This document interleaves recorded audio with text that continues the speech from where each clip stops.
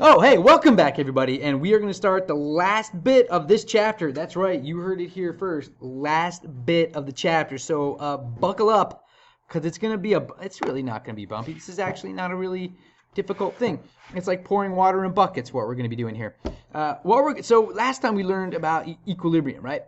Where like the forward reaction and the reverse reaction like equal out, because equilibrium, right? They go at the same rate, and then like everything kind of gets locked. They get stuck.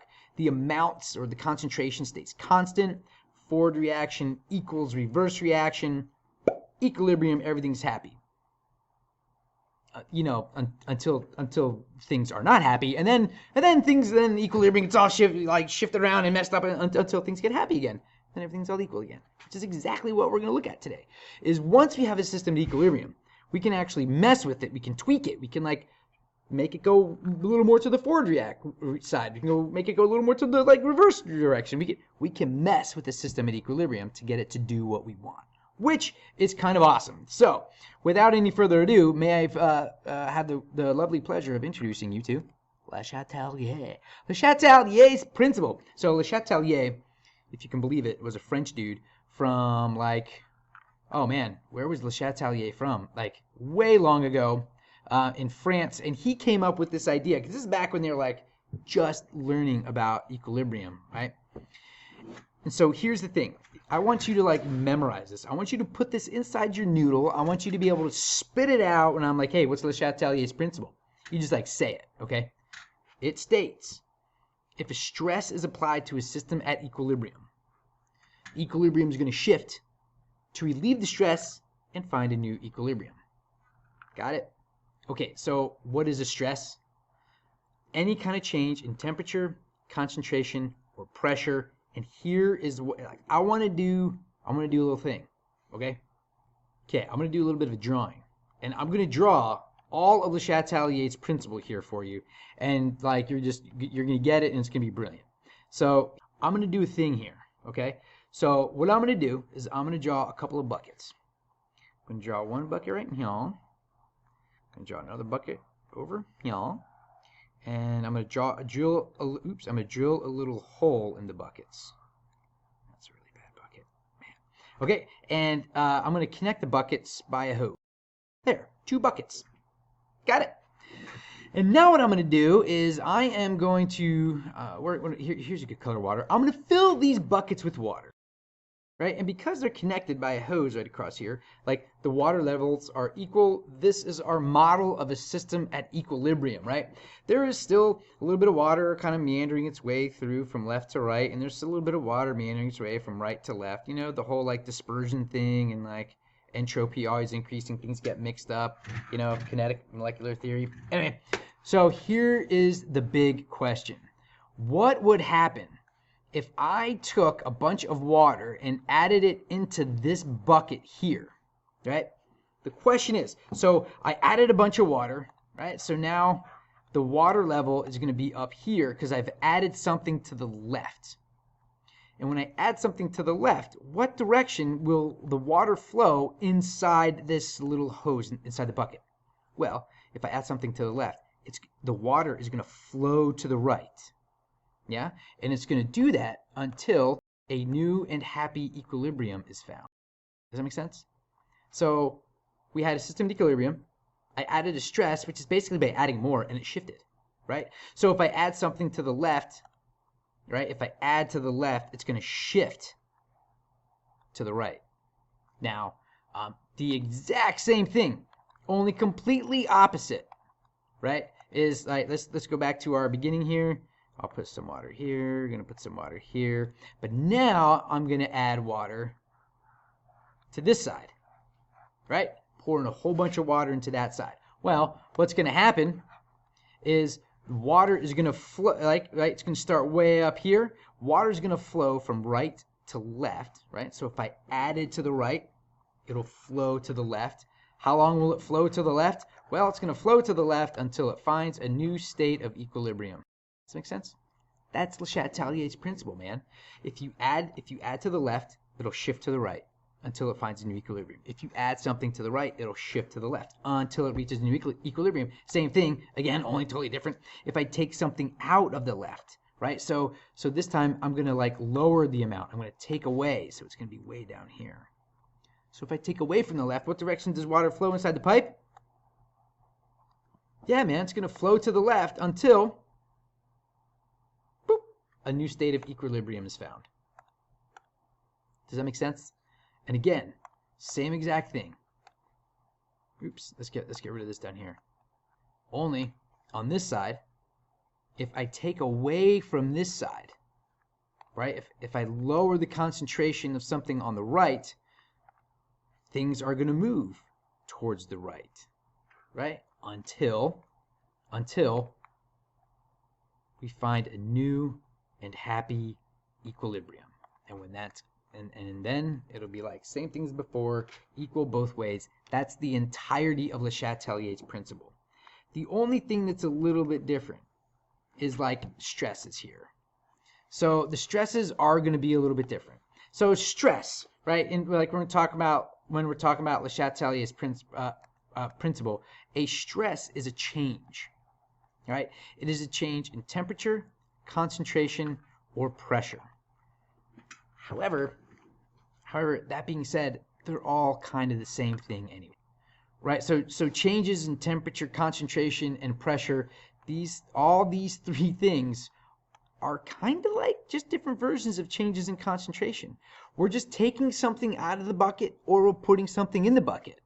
That's it. Either we're adding or taking away thermal energy, we're adding or taking away amounts, or we're increasing or decreasing the concentration of a gas by tweaking the pressure.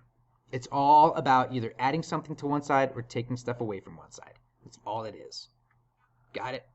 Great. Let's move on.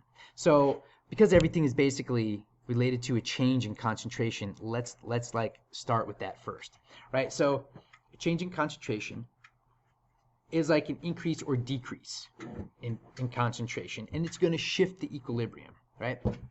And like we just saw with the buckets, adding to one side of the reaction will move the reaction or shift it towards the other, right? Like to the opposite side. You dig? Now, same thing as adding, but taking away. If you take from one side, it will shift things towards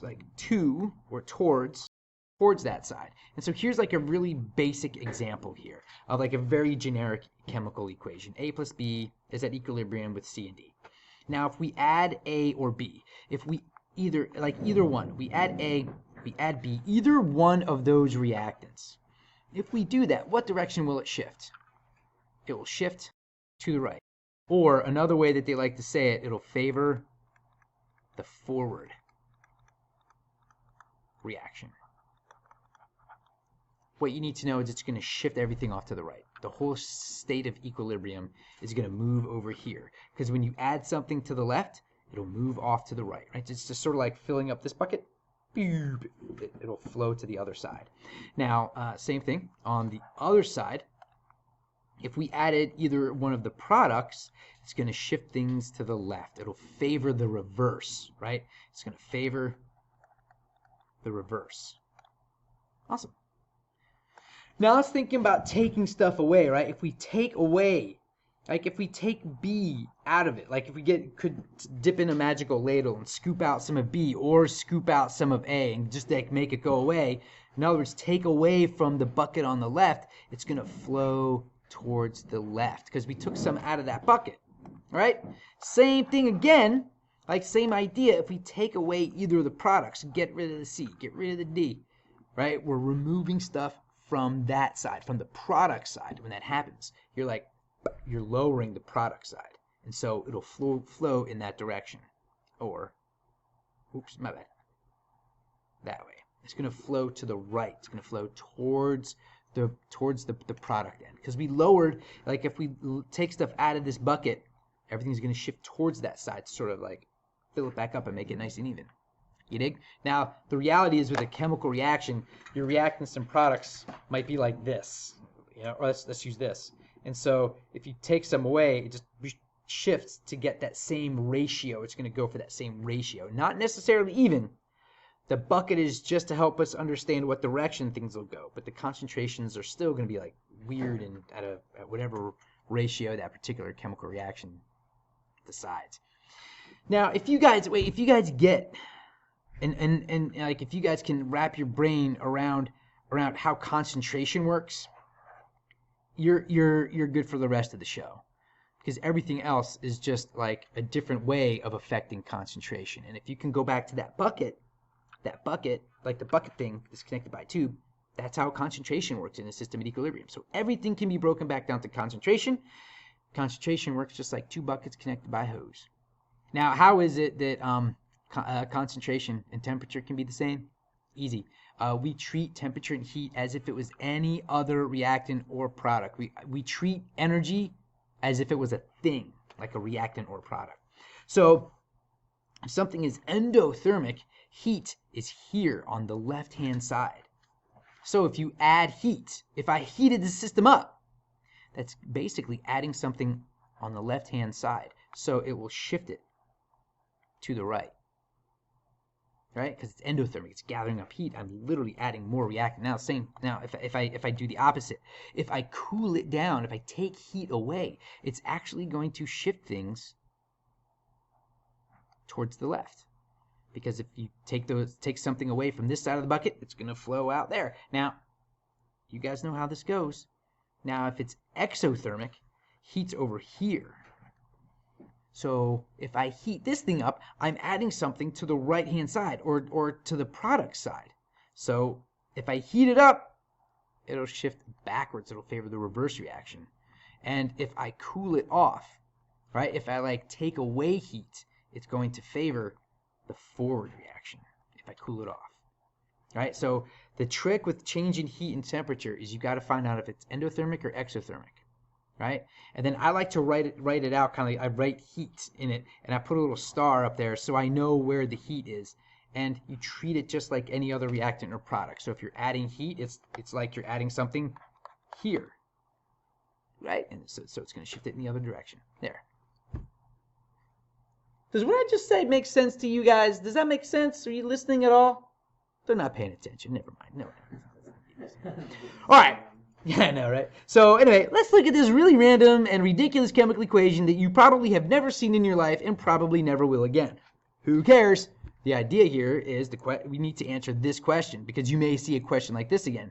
Adding heat moves it to the... If you said left, you're awesome, right? Because heat is over here on the product side. So it's like adding something to this side of the bucket. You know what I mean? So if we're adding something to this side of the bucket, everything's going to flow off to the left. Brilliant! Next, cooling it. Okay, so now I'm going to cool it off. I'm taking away heat. So in this case, I'm taking something out of that side. If I take something out of the right-hand side, it's going to shift over to the right-hand side. Or okay, you can call right forward. And you can call left reverse. It's picking up on putting down. Ooh, here's a question. Over here, where I'm cooling it off, right? I cool it off and everything moves to the right. What happens to the amount of reactants? Well, if I'm pushing everything to the right, it's pushing and pushing and pushing off to the right. That means these reactants are going to be used up. And so the amount of NH3 and O2 will actually decrease. It will drop. It will lower, because those reactants are being used up to make products. Yeah? Awesome. Next! And finally, pressure. Here's a problem. Gases. It only affects gases. And so far, anytime we've looked at a gas, excuse me, it's been like a real pain in the butt. See how I did? See how I was connecting those dots there? Foreshadowing is lost. Yeah. Thank you. Foreshadowing is lost on people. Anyway, so look. Pressure will only affect a gas, okay? If you remember, when you add pressure on a gas, you're squeezing the particles together and you're making them physically closer and closer together, which is literally increasing the concentration, right? So if you increase pressure, you increase concentration. Oh, it also increases the solubility of the gas. Here's how and here's why. If you have CO2 gas and like dissolved CO2, if you start out with this condition, they're happy, a nice system of equilibrium. If you add pressure, see here there's like 1, 2, 3, 4, 5 gas particles for this much volume. But over here there's 5 gas particles, but here it's in this, it's like much, much less volume. Yeah, you guys see that? And so by increasing the pressure, we are literally increasing the concentration of this side of the reactant side.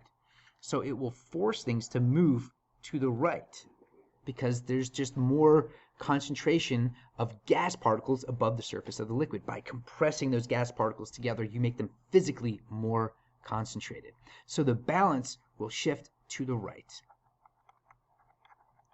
Because, again, by increasing the concentration of a gas, you are literally increasing the concentration of the gas. Did I say concentration twice? By increasing the pressure of the gas, you will increase its concentration. Well, here's the next question. What if both reactants and products are gases? That's kind of a problem. But not really, because I have an answer for you. The increase in pressure increases the concentration for everything. Everything goes up. Everything goes up. And the side with more particles is affected more. So if this side has 1 and this side has 2, right? 1 gas particle, 2 gas particles. Okay? Reactants, products, I think. I don't know. This side has 1, this side has 2. So now we're going to compress it. We're going to squeeze it in half so that the concentration effectively doubles. Watch. That doubled. That doubled. Okay, so this side increased by 1. This side increased by 2. So that's how the side with more particles has a greater increase in concentration. Let's see that again. This side has 1 particle. This side has 2 particles. Now we double the concentration by adding pressure. Remember, everything doubles. Every single thing doubles. Since there's only 1 thing here to double, it increases by 1. Now over here, there are 2 things that have to double. There. It's increased by 2. So if both reactant and product are a gas, the side with more particles is affected more. In other words, it has the greater increase. And so then, yes, you're going to add something to both sides, but this one side gets more than the other. So this one side might go up, and the other side might go up, up. Right?